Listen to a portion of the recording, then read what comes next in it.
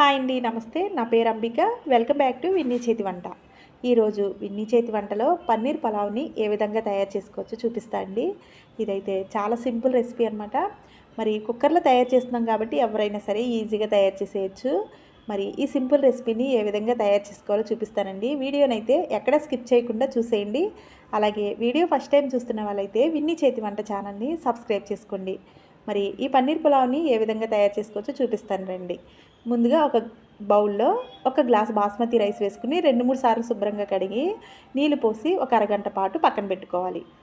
తర్వాత స్టవ్ వెలిగించి ప్యాన్ పెట్టుకుని దీనిలో కొద్దిగా ఆయిల్ వేసుకుని కొన్ని జీడిపప్పుల్ని ఈ విధంగా గోల్డెన్ బ్రౌన్ కలర్ వచ్చే వరకు ఫ్రై చేసుకోవాలి. ఇవి ఇలా ఫ్రై అయిన తర్వాత ఒక గిన్నెలోకి తీసుకుని పక్కన పెట్టేసుకోవాలి. ఇప్పుడు అదే ఆయిల్లో కొన్ని పన్నీర్ ముక్కలను కూడా వేసుకుని ఇవి కూడా రెండు వైపులా బ్రౌన్ కలర్ వచ్చే వరకు వీటిని కూడా ఇలా ఫ్రై చేసుకుని ఒక గిన్నెలో పెట్టుకోవాలి.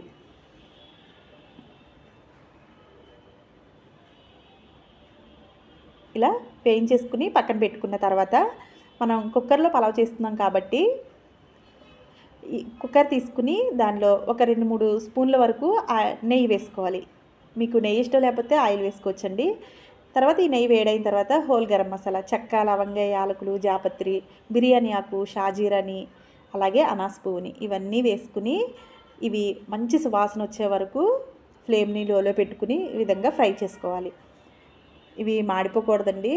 ఫ్లేమ్ని లోలో పెట్టుకుని వీటిని మంచి వాసన వచ్చే వరకు ఈ విధంగా ఫ్రై చేసుకున్న తర్వాత ఫ్లేమ్ని మీడియంలో పెట్టుకుని ఒక ఉల్లిపాయని సన్నగా పొడుగ్గా కట్ చేసుకుని అలాగే ఒక పచ్చిమిరపకాయని కూడా ఈ విధంగా కట్ చేసుకుని దీనిలో వేసుకోవాలి. ఇవి కూడా కొద్దిసేపు మగ్గిన తర్వాత దీనిలో మనం నానబెట్టి పెట్టుకున్న బఠానీని అలాగే చిన్నగా కట్ చేసి పెట్టుకున్న క్యారెట్ ముక్కల్ని కూడా దీనిలో వేసుకుని ఇవి కూడా కొద్దిసేపు కలుపుకుంటూ నెయ్యిలో వేయించుకోవాలి. ఇవి కొద్దిగా వేగిన తర్వాత దీనిలోనే 1 టేబుల్ స్పూన్ అల్లం వెల్లుల్లి పేస్ట్ వేసుకోవాలి. ఇది కొద్దిగా పచ్చివాసన పోయే వరకు ఒక 3 నిమిషాలు వేయించుకోవాలండి. ఇది కూడా వేగిన తర్వాత దీనిలో కొద్దిగా పుదీనాని అలాగే కొద్దిగా కొత్తిమీరని కూడా వేసుకుని ఒకసారి కలుపుకోవాలి. నేను దీనిలో ఎక్కువ నెయ్యి వేయట్లేదండి, అయినా కానీ పలావ్ అయితే చాలా బాగుంటుంది. ఇవి ఇలా కొద్దిసేపు ఫ్రై చేసుకున్న తర్వాత మనం ముందుగా వేయించి పెట్టుకున్న జీడిపప్పు ముక్కల్ని అలాగే కొన్ని పన్నీర్ ముక్కల్ని కూడా దీనిలో వేసుకోవాలి. నేను మొత్తమే వేయట్లేదండి. తర్వాత పలావ్ని రైస్లోకి తీసిన తర్వాత పైన వేద్దామని చెప్పి కొన్నే వేశాను. తర్వాత దీనిలో 1 టేబుల్ స్పూన్ గరం మసాలాని అలాగే రుచికి సరిపడా సాల్ట్ని కూడా వేసుకున్నాను.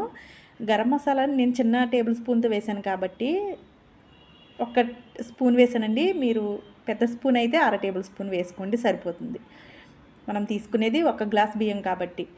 తర్వాత మనం తీసుకున్న 1 గ్లాస్ బియ్యానికి 1.5 గ్లాసు వాటర్ని యాడ్ చేస్తే సరిపోతుంది. బాస్మతి రైస్ ఆల్రెడీ నాని ఉంటాయి కదండి, అందుకని 1.5 వాటర్ అయితే సరిపోతాయి.